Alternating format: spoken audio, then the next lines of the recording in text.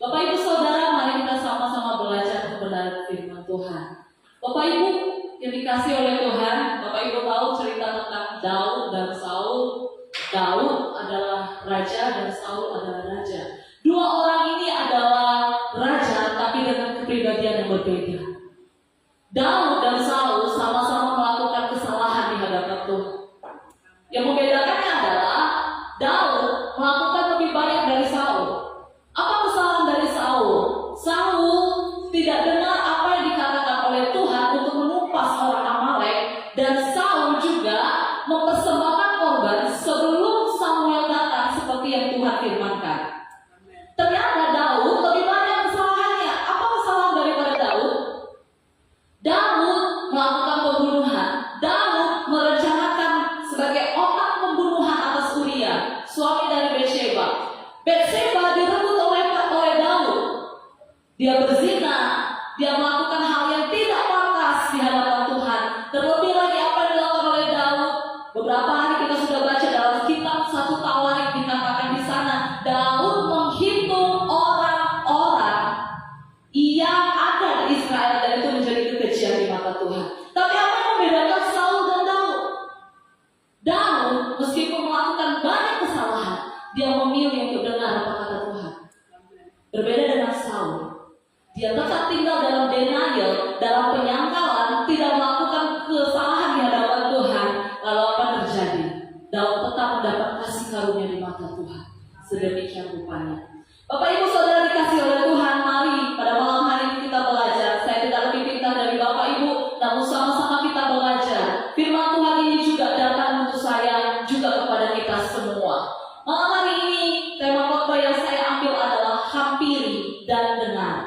Bisa kita ulang sama-sama, 1, 2, 3, ya. Hampiri dan dengar. Kita buka kitab kita dalam Pengkhotbah pasal yang keempat ayat yang ke-17. Kalau dalam Alkitab elektronik itu pasal kelima ayat yang pertama. Tapi kalau dalam Alkitab tulis itu Pengkhotbah pasal yang keempat ayat 17. Sudah dapat Bapak Ibu yang dikasih Tuhan? Kalau sudah dapat, kita baca secara bersama-sama. 1, 2, 3, ya. Jaga. Sudah dapat? Kalau di Alkitab elektronik itu pasal 5 ayat 1. Kalau di Alkitab tertulis pasal 4 ayat 17. Agak berbeda ya. Sebenarnya sama. 1, 2, 3, ya. Kalau engkau berjalan ke rumah Allah, menghampiri untuk mendengar adalah lebih baik daripada mempersembahkan korban yang dilakukan oleh orang-orang bodoh, karena mereka tidak tahu bahwa mereka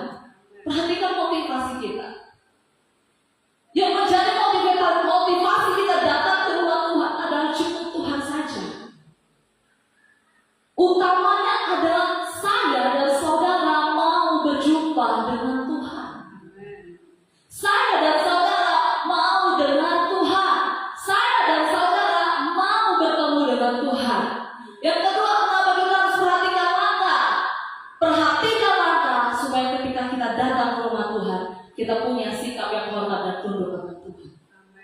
Kita tahu saat kita bersekutu, Dia hadir di hadapan kita. Dia Allah yang nyata lewat setiap keberadaannya. Kemudian apa kata firman Tuhan? Selain kita harus jaga langkah kita saat kita berjalan ke rumah Tuhan, firman Tuhan bilang kita harus menghampiri. Kata menghampiri yaitu kalo dalam bahasa Ibrani-nya bukan sekedar kita datang, tapi kita mendekat kepada Tuhan tanpa batas sama Tuhan. Berarti ini bicara tentang aktif. Waktu kita datang ke rumah Tuhan, kita bukan sebagai konsumen yang mau dilayani. Dilayani dengan musiknya yang bagus, dilayani dengan WL yang bagus. Kita yang melayani Tuhan. Kita yang kasih sacrifice sama Tuhan, kasih korban sama Tuhan. Hidup kita menghampiri, datang, mendekat sama Tuhan. Berarti kita aktif, kita jalan, kita mendekat sama Tuhan, kita datang sama Tuhan. Menghampiri untuk apa? Untuk mendengar. Kata mendengar di sini berasal dari kata shema. Ada satu lagu di Israel, Om Dovi sering nyanyi, lalu saya juga nyanyi hafal, dibilang gini, Shema Israel Adonai Elohim Echad. Ini adalah lagu yang orang Israel harus hafal mati. Shema Israel Adonai Elohim Echad artinya dengar Israel, Tuhan itu Allah, Tuhan itu Esa. Dan mereka harus hafal lagu ini, mereka harus hafal kalimat ini. Dan inilah yang dikatakan oleh firman Tuhan, kita juga harus mendengar. Mendengar. Sema, ada banyak terjemahan yang saya lihat di dalam kamus Alkitab elektronik, dan saya ambil beberapa. Kata sema berarti simak baik-baik. Simak itu begini. Kalau di dunia pendidikan ada satu mata pelajaran tambahan namanya literasi. Literasi adalah ketika kita baca, bukan baca dari A sampai Z saja, tapi waktu kita baca kita ngerti maksud dan tujuannya. Sama dengan simak. Waktu Tuhan ngomong lewat firman-Nya, kita simak, kita ngerti, kita pahami, kita telah, kita renungkan di dalam hati. Itulah mendengarkan. Yang kedua, gak hanya kita simak, tapi kita respon. Bagaimana perasaan kita ketika kita lagi ngomong sama orang tanpa respon? Saya pernah alami waktu ada acara orang Batak, ada inang-inang beda ya, inang, ya. Ada inang, saya dekati inang. Orang Batak karena inang. Saya bilang, Inang, lagi ngapain di sini? Inang, ikut ya di sini. Saya ngomong panjang lebar, inang itu cuma gini sama saya. Dia lihat saya tanpa respon. Dalam hati apakah inang dituli? Tapi saya pergi sedikit, ternyata dia udah ngomong sama inang yang lainnya. Wah, hati di sini sakit gak ketika kita ngomong gak direspon? Minimal kinomat kata orang Batak, kinomat lah ngomong itu kan benar gak? Demikian waktu kita dengar Tuhan, sikap kita dengar Tuhan, kita respon. Ku jawab ya. Respon kita datang, kita dengar, kita respon lewat hidup kita. Yang ketiga, shema. Gak hanya respon, gak hanya simak, tapi kita mesti mengerti. Inilah perlu didalamkan perenungan. Dalam mendengar, kita harus ngerti apa pesan Tuhan. Lalu apa? Gak hanya mengerti, menangkap. Dan yang terakhir adalah taat. Apa yang bedanya kita sama iblis? Iblis tahu tentang Tuhan, benar? Karena Alkitab bilang ini, Yesus aku kenal. Karena di situ bukan tahu, tapi aku kenal. Paulus aku tahu, benar? Yesus tahu tentang Musa membelah lautan, tahu. Dia lebih ada sebelum kita. Tapi apa yang membedakan iblis dengan manusia adalah taat. Iblis nggak bisa taat, makanya dia dideportasi, diturunkan ke neraka, ke bumi. Dan kita perlu untuk mendengar. Dikatakan di sini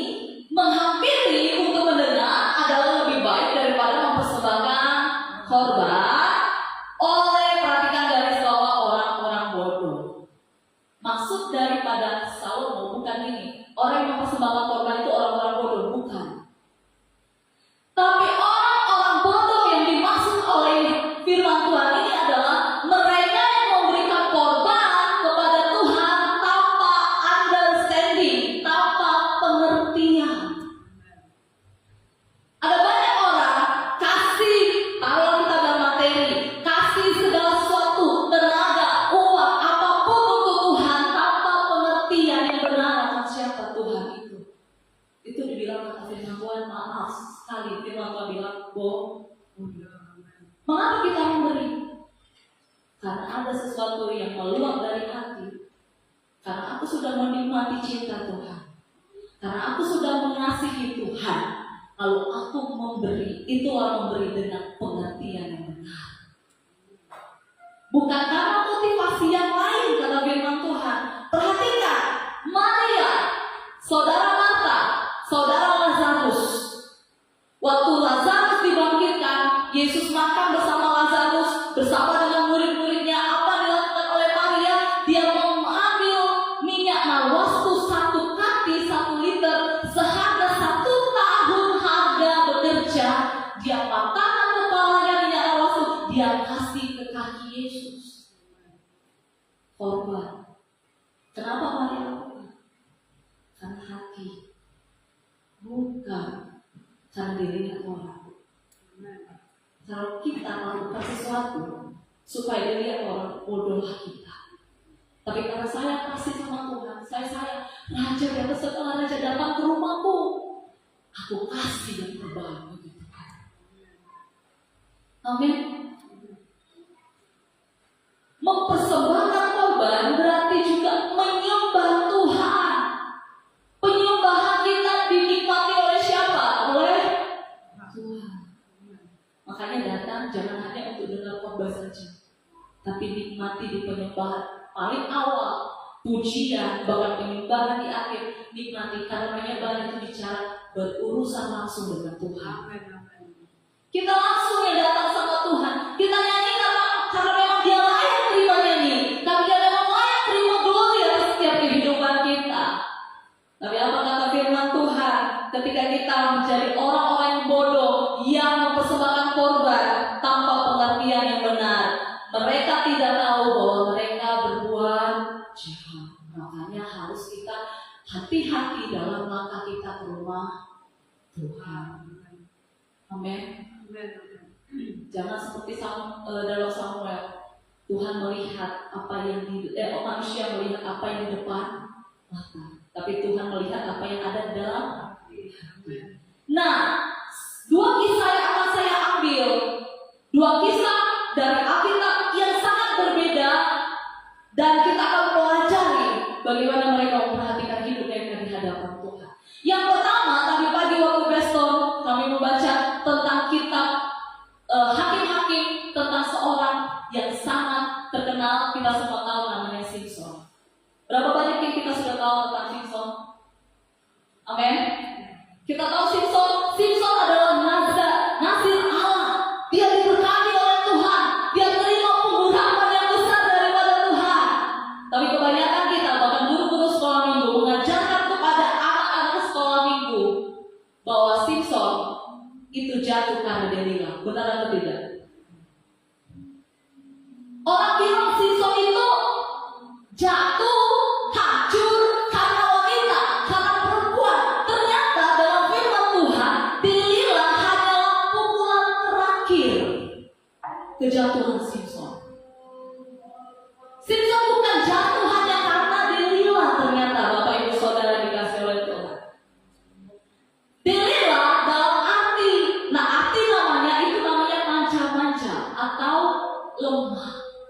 Maka mungkin seseorang yang diurapi oleh Tuhan, seseorang yang kuat, seseorang nazir Allah, pilihan Tuhan bisa kalah hanya karena orang yang lemah. Tapi kenapa Simpson bisa jatuh? Karena sebelum dia bertemu dengan Delila, dia sudah terkikis di bawah.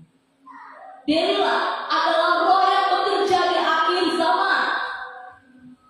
Delila adalah roh yang bekerja di akhir zaman. Cara roh ini bekerja adalah dia dianggap sepele oleh kita, tapi dia adalah final blow atau tiupan terakhir yang bikin orang percaya tumbang. Hati-hati.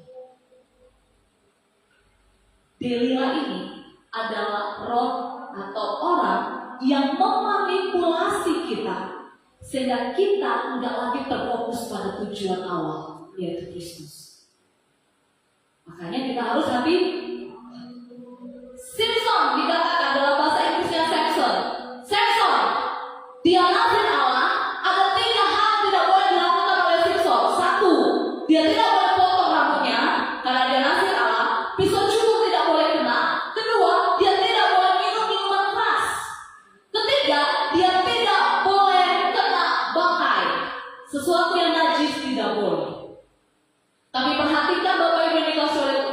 Meskipun dia nazir Allah, dia penuh dengan pengurapan, tapi karakternya bobrok, dia mati dengan mengenaskan. Apa yang terjadi dalam kehidupan Simpson? Yang pertama, dia hidup berdasarkan keinginan mata. Bapak Ibu boleh baca dalam Hakim-Hakim pasal 14. Bagaimana dia melihat dengan matanya ada seorang wanita cantik di Timnah yang orang Filistin. Wanita Filistin itu di Timnah dia lihat cantik. Lalu dia pulang. Dia ngomong sama papanya. Yang pertama adalah dia hidup berdasarkan keinginan mata. Yang kedua, dia tidak tunduk pada otoritas orang tua. Dia bilang seperti ini, Pak, bahasa sehari-harinya, ambillah dia untukku. Lalu apa orang tuanya? Orang tuanya bilang, apakah tidak ada wanita lagi di Israel sehingga aku mengambil orang Filistin yang tidak bersunat? Karena sangat tabu apalagi dia nazir Allah untuk menikah dengan orang yang tidak bersunat. Lalu apa kata Simpson? Take her to me. Ambil dia kepadaku. Dia tidak tunduk seorang nazir. Lalu apa yang terjadi? Dia ambil istrinya ini, orang Filistin yang dari Timnah. Tidak lama kemudian ada sesuatu terjadi, perselisihan terjadi. Lalu apa yang terjadi, Bapak Ibu Saudara? Wanita ini istrinya ditahan dan ditahan sama mertuanya. Singkat ceritanya, istri dan orang tuanya dibakar hidup-hidup karena Simpson membuat kesal dan panas hati orang Filistin. Itu yang terjadi. Dia mulai terkikis. Lalu apa yang terjadi? Ketika dalam perjalanan dia lihat ada singa. Dia bunuh singa itu dengan kekuatan dia. Beberapa hari kemudian dia datang lagi, ternyata di mulut singa itu ada apa? Madu. Dia firman Tuhan bilang dia cebokkan madu itu, dia ambil, dia keruk. Atau firman Tuhan dia kerukkan, benar kan? Dia keruk dan dia minum, dia makan madu ini. Dan yang ironisnya, madu ini dikasih sama orang tuanya. Orang tuanya nggak tahu yang terjadi sama Simpson. Dan apa yang dilakukan oleh Simpson, firman Tuhan itu jahat di mata Tuhan. Karena Tuhan sudah bilang, kamu nazir Tuhan, nggak boleh kena bangkai. Kena bangkai. Pukulan kedua. Lalu apa yang terjadi? Hakim-Hakim pasal 16 ayat 1 sampai 3. Di sana ditulis dia bertidur dengan perempuan Sunda. Itulah dosa ya, makin lama makin meningkat. Dan yang terakhir, dia kena tipu daya Delila. Boom, pukulan terakhir. Dan terakhir hidupnya mengenaskan, dia mati, bunuh diri. Kurang apa sih Bapak Ibu? Dia diurapi Tuhan, dia hebat, dia terkenal, dia bisa mengalahkan dengan satu ayunan, mengalahkan beberapa ratus orang Filistin. Kata firman Tuhan, dia punya karakter, tapi dengan ternyata berkat tidak membuat kita bisa mengasihi Tuhan. Orang Israel, saya bilang di kaum wanita, kurang apa mereka lihat pertolongan Tuhan, tapi itu pun gak bisa buat mereka mengasihi Tuhan. Murid-murid Tuhan melihat, yang buta melihat, yang lumpuh berjalan, mukjizat terjadi, mukjizat pun gak buat kita mengasihi Tuhan. Bahkan ada pun orang yang sudah mendapatkan mukjizat, akhirnya pun dia menyangkal siapa Tuhan. Tapi kapan kita bisa mengasihi Tuhan?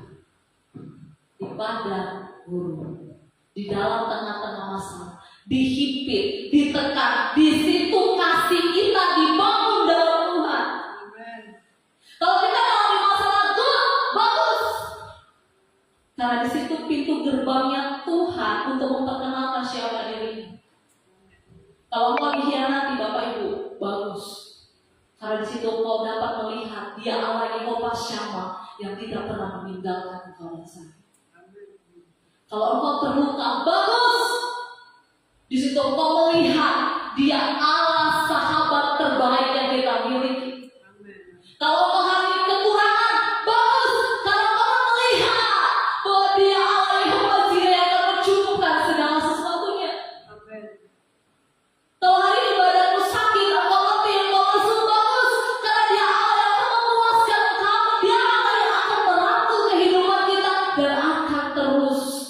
membuat kita mengasihi.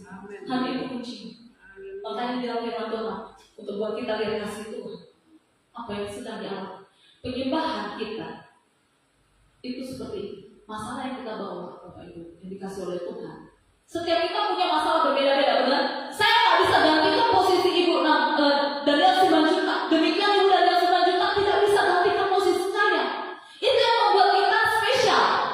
Pergumulan demi pergumulan yang kita hadapi dengan Bapak Ibu yang dikasih oleh Tuhan. Lewat pergumulan yang kita hadapi, kita bisa datang sama Tuhan lewat penyembahan.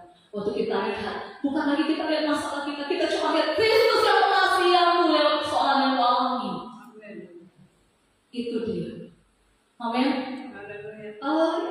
Simpson lahir dengan kasih dengan karunia, tapi karakternya bobrok. Buka dalam Hakim-Hakim pasal yang Hakim pasal yang ke-13 ayat yang ke-25. Mulailah hatinya digerakkan oleh Roh Tuhan di mana Hedan yang terletak di antara Zora dan Eshitaol. Bapak Ibu, waktu Simpson lahir, dia dilahirkan oleh istrinya Manoah, ibunya Simpson. Firman Tuhan bilang ketika anak itu menjadi besar, apa kata firman Tuhan? Mulailah hatinya digerakkan di mana? Di mana?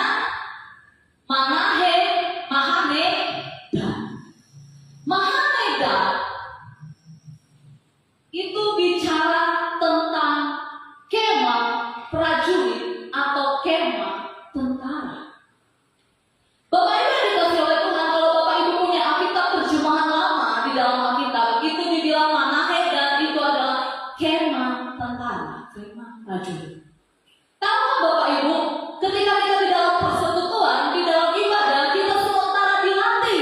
Firman Tuhan bilang apa? Ibadah itu adalah latihan dirimu beribadah. Sama seperti kita sudah berada di gelanggangan pertandingan. Kita sementara sedang dilatih di dalam Roh Tuhan dalam perjalanan hidup kita. Bapak Ibu dengar firman Tuhan hari ini. Engkau sedang dibentuk menjadi pahlawan-pahlawan Allah, menjadi tentara-tentara Kristus, menjadi alat di tangan Kristus. Tapi ternyata kita diapit di antara Zora dan Eshitaol. Kita sedang dibentuk di dalam kemah Tuhan. Kita sedang dibentuk, digerakkan oleh Roh Tuhan di dalam kemah tentara Tuhan. Tapi kita berada di antara Zora dan Eshitaol. Apa itu Zora? Zora itu adalah lebah. Saya buka di dalam kamus Sabda, itu kamus elektronik. Kalau Bapak Ibu mau belajar tentang firman Tuhan bisa ambil dari sana. Semua banyak dalam bahasa Inggris nanti Bapak Ibu. Di situ lebah, harness. Bapak Ibu tahu lebah? Lebah itu sifatnya agresif.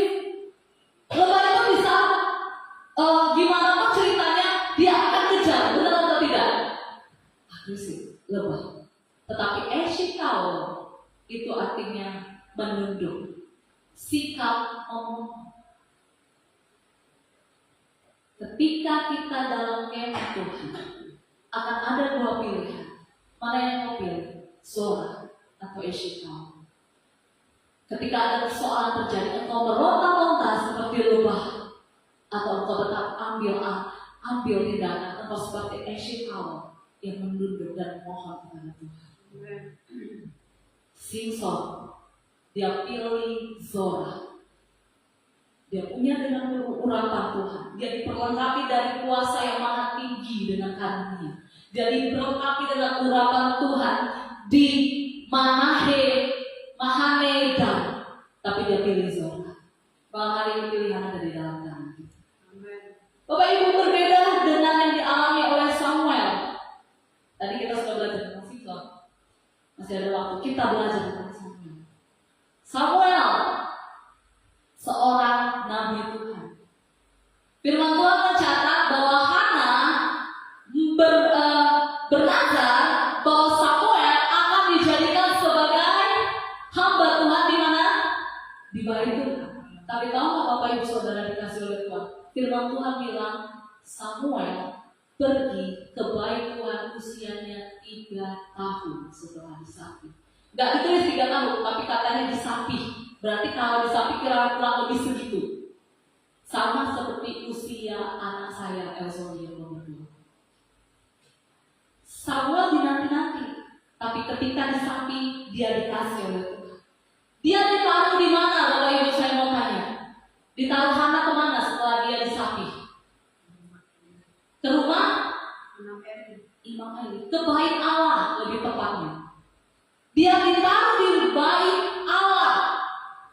Dia ditaruh di bait Allah. Waktu Samuel mungkin sudah dikasih tahu sama mama papanya, Samuel nanti kelak kau akan menjadi pelayan Tuhan di rumah Tuhan, engkau akan melayani pekerjaan Tuhan. Tapi pengertian Samuel tidak seperti kita yang dewasa.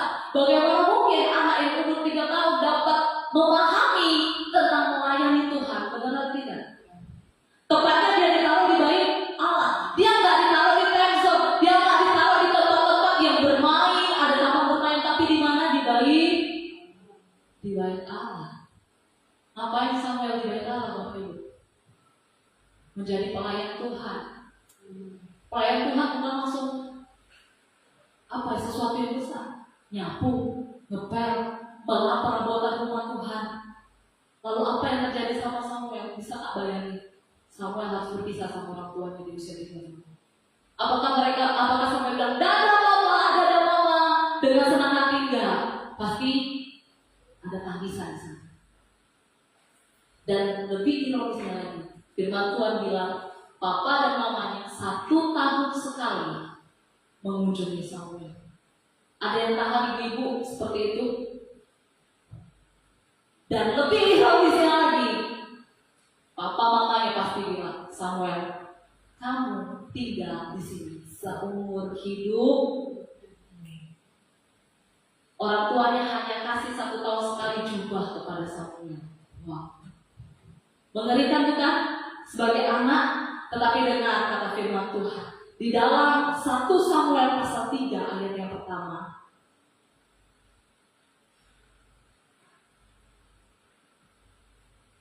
Firman Tuhan bilang, Samuel yang muda itu menjadi pelayan Tuhan.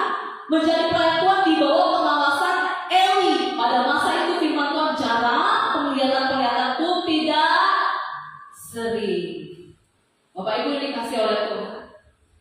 Kata Samuel yang muda itu dalam bahasa Inggrisnya itu dibilang, dalam bahasa Inggrisnya dibilang Samuel the boy. Bukan the young man atau the man, bukan orang dewasa, tapi the boy. Berarti Samuel pada waktu itu adalah masih anak. Samuel melayani Tuhan. Dia masih anak-anak, dia di bawah pengawasan Imam Eli. Apa yang mau kita pelajarin, Bapak Ibu Saudara dikasih? Samuel anak yang kecil, beda dengan Simpson yang baru dalam pengurapan itu. Dia anak yang kecil. Akhir-akhir ini, setan, iblis, yang sedang diserang oleh setan atau iblis adalah namanya innocent atau simply kesederhanaan, kepolosan anak. Tuhan bilang apa? Jadi seperti anak kecil tuh masuk kerajaan surga. Jangan buat hubungan kita dengan Tuhan rumit. Mesti ini A, B, C, terstruktur, sistematis, dan terkondusif. Tapi tentu seperti Samuel kecil, sederhana, simple. Hanya bilang aku mencintai Tuhan, itu cukup. Hanya bilang Tuhan aku sayang Tuhan, itu cukup. Beda yang dengan Simpson tadi. Dengan singkat, di ayat yang kedua, pasal yang ketiga. Pada suatu hari Eli matanya mulai kabur dan tidak dapat melihat dengan baik sedang dia berbaring di tempat tidurnya. Kita tahu kisah tentang Eli.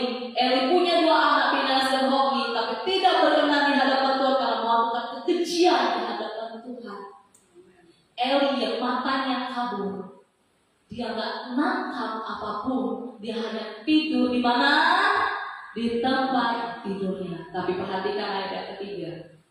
Lampu rumah Allah belum lagi padam. Samuel telah tidur di mana? Di bait suci Tuhan, tempat tabur Tuhan.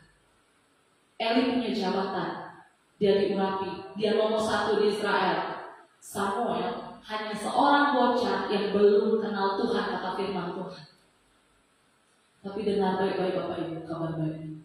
Kalau Bapak Ibu hari ini sedang capek, engkau letih, engkau lesu, engkau tidak tahu harus berbuat apa dalam kondisimu, perhatikan baik-baik. Selagi lampu rumah Tuhan belum padam, jangan pernah menyerah. Amen.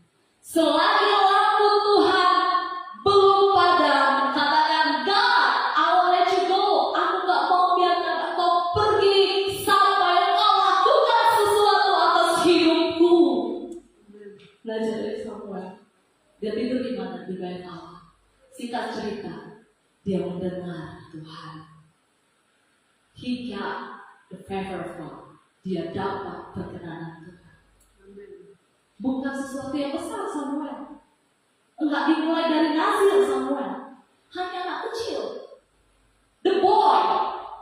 Anak laki-laki. Demikian kebenaran firman Tuhan. Saya sangat terbatas untuk menjelaskannya. Tapi malam hari ini dia Roh Kudus yang menjelaskan dalam hati. Mari kita siapkan hati kita.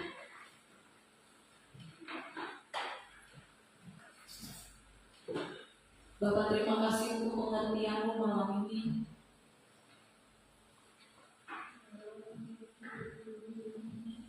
Bapak, malam ini kami sudah belajar tentang firman-Mu. Kami mau menjadi Samuel yang meskipun kecil, tapi kami mempunyai hati, mengerti hati Bapak, hanya bilang mengasihi Tuhan.